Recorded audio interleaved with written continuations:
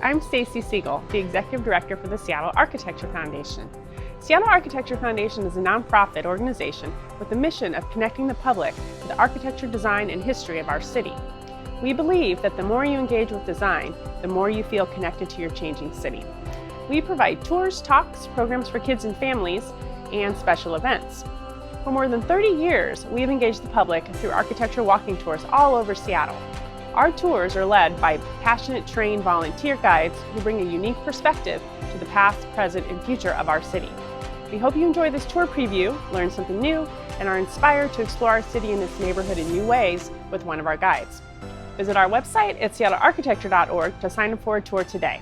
You can also experience the best in Seattle architecture at your own through our mobile tour app, now available for free on iOS or Android. Thanks so much. Enjoy this preview. Columbia City, once viewed as neglected, is now considered one of Seattle's most dynamic, diverse, and desirable neighborhoods. Begun as a mill town in the late 19th century along the electric rail line to Renton, the neighborhood gradually fell into disrepair during the late 20th century.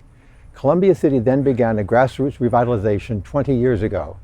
Buildings once vacant and derelict have been restored to turn-of-the-century beauty.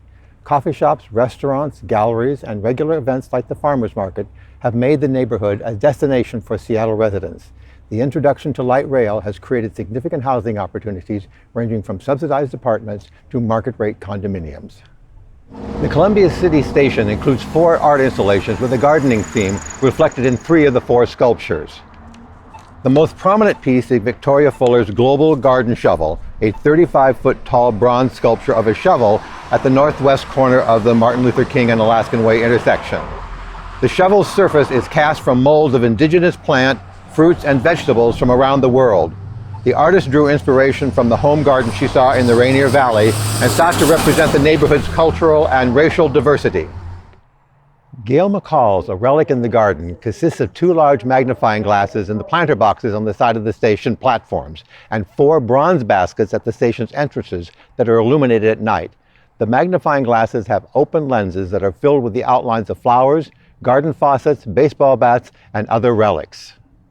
At the station's public plaza at South Edmund Street, 2 installations from Juan Alonso and Nori Sato create an enclosure of the public space. Sato's Pride consists of multiple stone, brick, and bronze lions in the style of various cultures that were placed to guard the plaza's entrances. Alonso's Garden Windows is on the back wall of a systems building and consists of several glass windows in the brick wall with abstract depictions of circulatory systems found in the human body, plants, and the interstate highways.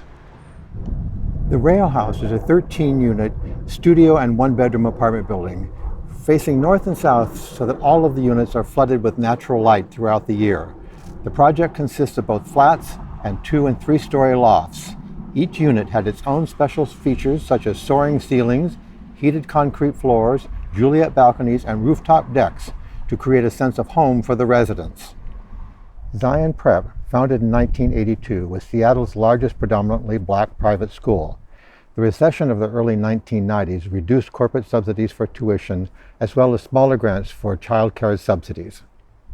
The Zion Prep Academy sold its campus to developers in 2009 for $5 million. The 6-acre site was developed into a 6-building complex with 244 apartments. The need for workers for local lumber mills caused the area to grow quickly. Early lumbermen found basic shelter in makeshift shanties and tents.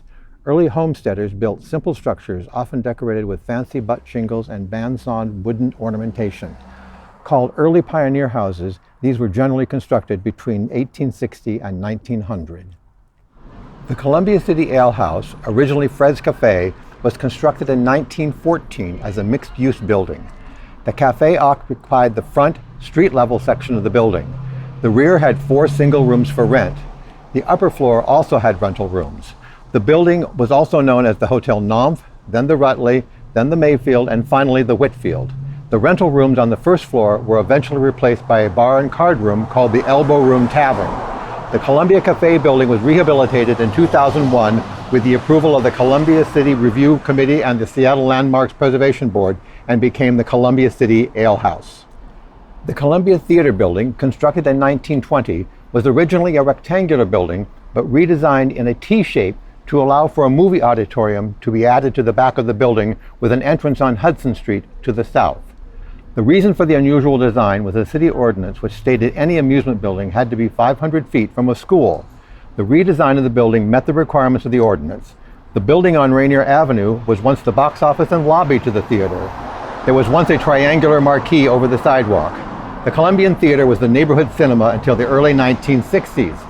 The theater began presenting live performances in the late 1960s and has served as an art commune to many artists. The main part of the building can now be used for live performances and performing arts. The Shirley Marvin Apartments is significant as the only example of a brick 4-unit block within the Columbia City Historic District. Shirley Marvin is two people, the grandchildren of D.W. Brown, one of Columbia City's founders. In 1891, Brown, a streetcar motorman, bought the first lot in Columbia City when the town was a freshly logged off patch at the end of the new streetcar line. He built the Shirley Marvin building in 1935. The building remained in the family until 2009. The Doris Dean and Martha Wright courtyard was designed to create a visually appealing and welcoming area. The courtyard is surrounded by 3 buildings. The goal was to allow neighbors a place to sit down and enjoy the solitude. Although this is private property, this has become a semi-public pedestrian connection. Design goals for all 3 rooms were first to be visually appealing and second to be welcoming. The fenced courtyard is the most private area, but neighbors daily go through the gate, sit down, and enjoy the solitude. This area is also used by the apartment tenants and the commercial tenants for access.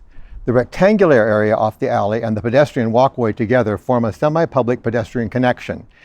It is a well-used route for people to get from their offices to the coffee shop on Edmond Street. It also serves as the primary access for commercial tenants in the rear portion of the Grayson Brown building and for access to the new Shirley apartments. These 8 units were designed in 2007 for ultimate flexibility. This was the first new project in Columbia City's landmark district in 40 years. The 3-story live-work lofts fit harmoniously into Columbia City's landmark district. Live-work units must include a business with a business license. The units are grouped around a cobbled courtyard that invites pedestrians to stroll through by linking up the network of neighborhood alleys. The fascia building was built in 1924. It was originally used as a post office and substation. It also was used as a warehouse for the Grayson Brown Hardware and Furniture Company in the late 1950s. The Ark Lodge was constructed in 1921 by the Free and Accepted Masons, who first organized their Columbia City chapter in 1903. The Masons and their sister organization, the Order of the Eastern Star, met up upstairs while the Heater Glove Factory occupied the first floor. Heater made leather gloves and other goods, including Jack Dempsey's boxing gloves and the helmet Charles Lindbergh wore on his historic flight across the Atlantic in 1927. This is the Seattle Public Library Columbia branch. Using Andrew Carnegie funds, the Rainier Valley was selected in 1911 as the site for a new library. Community members raised the money to purchase the property adjacent to a public park deeded to the city in 1891. The library opened in December 1915 at a cost of $34,000. The Colonial Revival structure is of brick and wood frame construction. The library's 2003 edition was designed to respect the architecture of the original building. Construction materials were chosen to complement, not match, the historical building. The addition relates to the adjacent Columbia Park setting by placing large parkside windows for daylight and great views of the adjacent grass, trees, and sky. The library building originally had a projecting bay on the rear elevation, but no large windows, as it originally overlooked a municipal garbage dump located in Columbia Park. The 2003 edition, replacing the original bay, was designed to respect the architecture of the original building. Construction materials were chosen to complement, not match, the historic building. The addition now relates to the adjacent Columbia Park setting by placing large parkside windows for daylight and great views of the adjacent grass, trees, and sky. Columbia City's Village Green was originally part of a 40-foot ravine carved by a creek that emptied into what is now Genesee Playfield. In 1911, the Seattle Park Department cleared away the underbrush to open the paths and clear out the brook for spawning salmon. In the 1920s, the creek was diverted into an underground sewer line and the ravine was filled and parts were used as a garbage dump.